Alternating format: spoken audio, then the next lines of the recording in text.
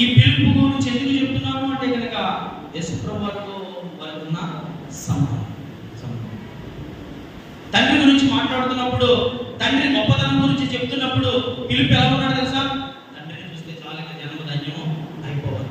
ఎలాగా ఆయన కుమారుడు నీవు మాతోనే ఉన్నావు కనుక ఆయన గురించి నీకు ఎంత గొప్పగా చెప్తూ ఉంటే కనుక, తండ్రి గురించి ఇన్ని విలువైన మాటలు చెప్తూ ఉంటే కనుక, మీకు ఏం కావాలి అని అడిగిన మాటలతో నాకు తండ్రిని మాత్రం చూపించు, మాకు అంతే చాలు అంటే ఇటువంటి కోణాల్లో పిలుపుని గమనిస్తూ వస్తున్న ప్రభువు ఈ రొట్టెల విషయంలో కూడా చిన్నపాటి పరీక్షను పెడుతున్నాడు. ఆత్మీయ పరీక్ష పెడుతున్నప్పుడు పిలుపు ఉద్దేశం చూడండి, 7వ వచనం చదివాడు, ముందుకెళ్ళిపోరు.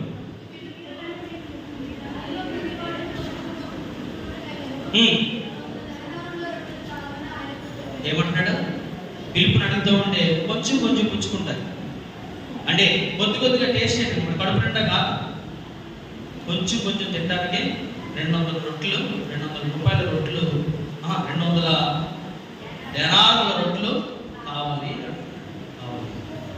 ఈ పిలుపు గురించి చరిత్రలోకి వెళితే, పిలుపు పరిచర్య చేసిన ప్రాంతం అంతా దక్షిణ దిశలో, అంగారక చిహ్నానికి సాదృశ్యంగా దక్షిణ దిశలో పరిచర్య చేశాడు. ఆ పరిచర్య చేసిన ప్రాంతం అంతా విషసర్పాలను ఆరాధించే ప్రాంతం. విషసర్పాలను ఆరాధించే ప్రాంతం. అక్కడ వాక్యం చేపట్టుకుని ఖండితమైన బోధ చేస్తున్నప్పుడు పిలుపును చిలివేసి రాళ్లతో కొట్టి చంపేసింది. సిలువేసి రాళ్లతో కొట్టి చంపేసింది.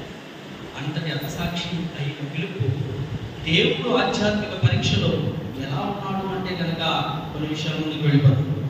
ఇంతమందికి పెట్టడానికి, కొంచెం కొంచెం పెట్టడానికి 200 దేనారులు కావాలని చెప్తున్నాడు. ఇక అక్కడే ఉన్న ఆంధ్రీయ గురించి కూడా పరీక్ష చూడండి.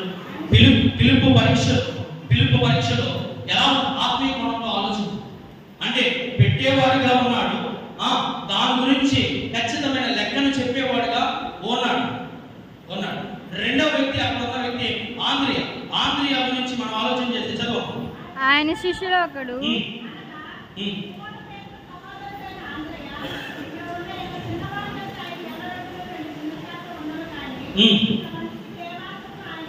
అంటే చూడండి, గ్యాదరింగ్ ఎలా ఉంది? ప్రభు ఒక మాట చెప్పేసరికి రొట్టెలు అనే ప్రస్తావన లేదా ఆహారము అనే ప్రస్తావన తీసుకొచ్చేసరికి ఈ అరణ్యంలో ఎక్కడికి వెళ్తాము అన్న ఆలోచన వారిలో వచ్చింది. ఒక ఈ అరణ్యంలో పెట్టాలన్నా, కొంచెం కొంచెం పెట్టాలన్నా ఇంతమందికి ఇన్ని రొట్టెలు కావాలి అన్న ఒక అవగాహన కలిగి ఉన్నారు. మరి